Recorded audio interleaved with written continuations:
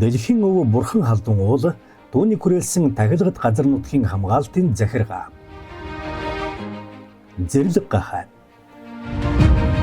Зэрлэг гахаа Монгол орны хаан гахинтын хөвсгөл Хямганы салбар улсын ой тархсан бараан хүрэн борсаар зүстэй урт өтгөн ширүүстэй оншоор урт үзүү богино бахим сүүл богино мөч богино биеийн урт нь 125-аас 180 см, сэрвэ 80-аас 100 см орчим өндөр, сүүлийн урт 20-аас 30 см, биеийн жин нь 125-аас 200 кг хүрнэ. Эрийг бодон эмийг мэгж төлийг тоороог нь бодно нь ил гарсан хүчрхэг махир соёотой их азархан гахайг хаван хамгийн том бодон ногтмол бодон түүний дараа хангал бодон хязаалан хадран бодон соёолон залуу бодон гэх мэтээр нэрлэнэ.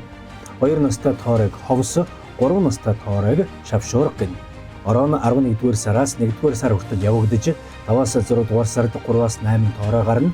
Элдв дэштантан гол төлөв ургамлын ногоон хэсэг үндэс хушны самар элдв үр жимс болцоо нугаламгүй амтан жижиг нугаламгүй амтан чийгэн улаан элдв төрлийн шавж мэлхий өхөр огдой хүртэл идэж орхино. Гэхдээ хамгийн дуртай хоол нь будааны хаягдал сүрлийн лай чихэр амттан. Гахаан хэвтрийг логш гэх бөгөөд ихэвчлэн мөчөр навчаар засна. Зэрлэг гахаа сүргээр амьдардаг. Зэрлэг гахаан тоо толгой сүүлийн үед улгаан анчтын балгаар эрс зөөрч байна.